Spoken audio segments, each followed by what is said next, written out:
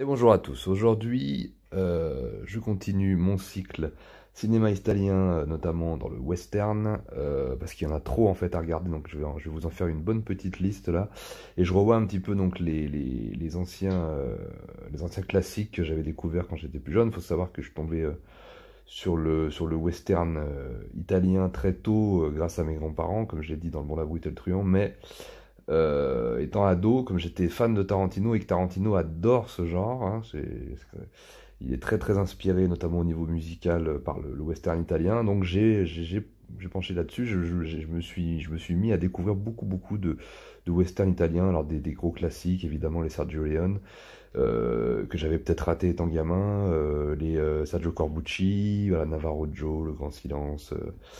Django évidemment, et puis les Sergio Solima, et puis j'ai eu aussi un gros coup de cœur pour un acteur en fait qui provenait évidemment des légendaires films de Léon, qui était bon, La Brute et le Truand et pour quelques dollars de plus, qui était donc Lee Van Cleef. Donc il faut savoir que voilà, Lee Van Cleef était un acteur de seconde zone aux États-Unis. Enfin, il a eu des rôles à peu près secondaires dans les premières parties de sa carrière. Et il était un petit peu voilà, sur le déclin. Et en fait, il a eu une espèce de deuxième carrière en Italie, grâce au Bon, la Brute et le Truand, enfin grâce au film de Léon en fait. Et il a interprété tout un tas de rôles. Alors c'était souvent des gentils, c'était souvent des héros en fait, mais parfois il jouait un petit peu des méchants, puis parfois c'était un peu plus ambigu, dans beaucoup donc de western italiens. Il a même y compris fait quelques polars, je crois, et quelques films voilà, d'action, ce genre de choses, mais principalement du western. Et c'était vraiment voilà, l'acteur américain qui n'était pas spécialement hyper connu aux États-Unis, qui a vraiment fait sa carrière en Italie, et qui a été très très très connu dans le western italien et dans les films, dans le cinéma italien, plus que dans le cinéma américain. Et donc c'est un acteur légendaire, hein. C'est plus d'ailleurs une présence notamment physique, grâce à son visage très particulier, son charisme incroyable, son élégance innée. C'était un acteur voilà, qui avait vraiment qui explosait à l'écran, qui pétait la classe et qui avait un charisme incroyable. Il jouait à peu près toujours pareil, mais il avait une intensité dans le jeu et dans le regard qui était... Moi, c'est un genre d'acteur que j'aime beaucoup, hein, j'avoue. J'aime beaucoup les acteurs à gueule et à forte présence charismatique. C'est pour ça que je suis...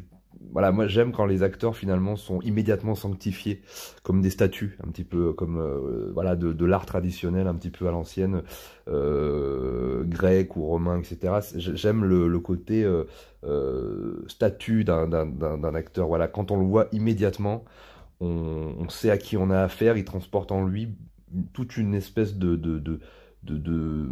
d'épaisseur, vraiment de profondeur au personnage. Mais il y a tout un tas d'icônes physiques dans le cinéma ou de gueule particulière.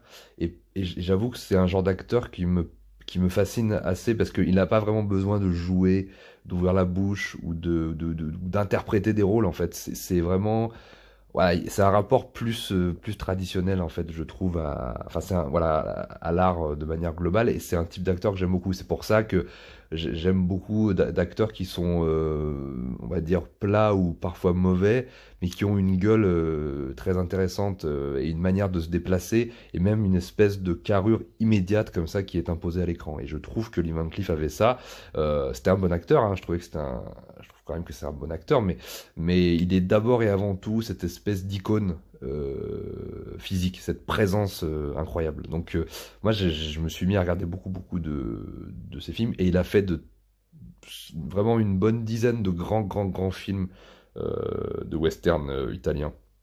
Et notamment donc le film dont je vais vous parler aujourd'hui, qui est donc Le Dernier Jour de la Colère, réalisé par Tonino Valeri. Alors Tonino Valeri, c'est le réalisateur donc du célèbre, de l'incroyable film donc, qui est Mon nom et personne, avec Terence Hill, et qui a été il y a quelques scènes apparemment qui ont été tournées par Sergio Leone à l'époque. Je crois que c'est Sergio Leone qui produisait le film, et d'ailleurs il y a toute une histoire là-dessus. Je crois que Tonino Valeri était très en colère contre Sergio Leone parce qu'il a transformé beaucoup de scènes. Il a fait beaucoup de scènes que le réalisateur ne voulait pas, donc il a un petit peu modifié le film et il lui en a voulu pour ça. Mais Mon nom et personne est un très très très grand film. C'est un des plus grands western italien de tous les temps, qui mélangeait justement le western pur et dur de Léon et puis la parodie western, un peu la western Fayot, qui avait amené justement le personnage de Terence Hill avec Trinita. Donc il y a une espèce voilà, de mélange comme ça, puis c'était un film qui parlait de la transition entre la nouvelle génération et l'ancienne génération, l'admiration et le passage de flambeau, voilà, et puis le thème de la transmission. Et d'ailleurs, on retrouve un petit peu ça dans le dernier jour de la colère, du moins en partie, voilà, la transmission, le rapport maître-élève, père-fils, etc. Mais il y avait quand même une toute petite subtilité et quelque chose d'assez profond, voilà. Pour l'époque, hein. De toute façon, le cinéma italien, globalement, je trouvais, était très intéressant parce il y avait vraiment un anti-manichéisme. Il y avait vraiment toujours une subtilité, c'est-à-dire que l'Italie était traversée par des torrents politiques, idéologiques, etc. Donc tout était très ambigu en fait. Il n'y avait pas vraiment de bon et de mauvais, tout était ambigu et c'est ça qui fait aussi la richesse du western italien, c'est que c'est l'anti-manichéisme américain. Le western américain, c'est vraiment le grand mythe fondateur de l'Amérique qui a ensuite amené un roman national et qui a fondé en fait voilà, le roman national américain. Et donc là, c'est tout à fait autre chose. Là, c'est vraiment le western italien reprend finalement les codes et l'apparence du western américain, mais les histoires sont totalement ancrées en fait dans l'Italie de l'époque, dans le monde de l'époque, dans l'Europe de l'époque, et aussi, on va dire, empreintes à la culture italienne ou européenne, la mythologie grecque, le conte de fées. La commedia dell'arte évidemment, voilà, les poèmes épiques, l'histoire européenne, les contes et légendes, enfin voilà, les légendes médiévales, enfin ça va vraiment ça réadapte en fait tout on va dire toute la souche historique européenne et ça l'introduit dans le western, donc c'est super intéressant.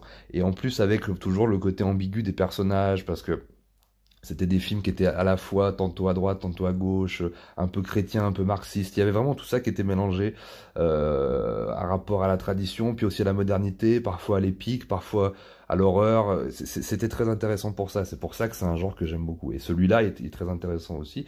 Alors, je sais pas si c'était le premier film de cet acteur aussi, parce que le rôle principal, donc évidemment, c'est Lee Van Cleef, mais en fait, le vrai rôle principal, enfin, il partage l'affiche avec un jeune acteur qui s'appelle Giuliano Gemma, qui est aussi quelqu'un de très important dans le western italien, puisque c'était notamment le personnage de Ringo. D'ailleurs, je vais parler pour moi d'un des plus grands films de western italien de tous les temps qui s'appelle Le Retour de Ringo, qui est une adaptation du retour d'Ulysse à Ithaque, voilà, mais version western spaghetti. C'est un de mes films préférés, j'en parlerai au cours d'une prochaine émission, film que j'adore, donc avec Giuliano Gemma également. Et voilà, donc c'est un des grands acteurs du western italien qui a interprété un grand personnage, voilà, qui était Ringo, mais il a aussi fait d'autres rôles. Et puis voilà, c'était dans la tradition de tous ces acteurs qui interprétaient des personnages, L'homme sans nom de Clint Eastwood, le péon mexicain avec Thomas Milian, Django avec Franco Nero, voilà, le personnage de Django qui était aussi interprété par Terence Hill par moment, puis Terence Hill qui a aussi interprété Trinita, il y avait Sartana, il y avait plein de personnages légendaires comme ça du western italien, et Ringo en faisait partie. Mais donc voilà, je reviens sur le film, donc Le Dernier Jour de la Colère de Tonino Valeri, qui existe. Alors, vous pouvez le trouver le film, la version française dure 1h30. Hein, les westerns italiens étaient souvent coupés à l'époque, parce que les éditeurs voulaient vraiment mettre de l'action en avant. C'était plus vendu comme des films d'action, plus que comme des films, on va dire, plus profonds que ça. Il y avait toujours une profondeur que les éditeurs français voulaient pas forcément voir. Donc le film est forcément coupé, et je vous invite à regarder vraiment la version longue qui est disponible, hein. Je crois qu'elle est sortie en DVD, qui est bien mieux. Et dans la VF, ils ont introduit des morceaux de la version, la version longue. C'est pas la version longue, c'est la version italienne en fait, la version normale, mais qui a été coupée à l'époque, et ils incluent les scènes tournées en italien. Donc moi je l'avais vu comme ça, je l'avais vu en DVD, en VF, mais avec des morceaux de la version italienne qui est incorporé dedans, donc ça fait un peu bizarre comme ça, mais c'est une meilleure version.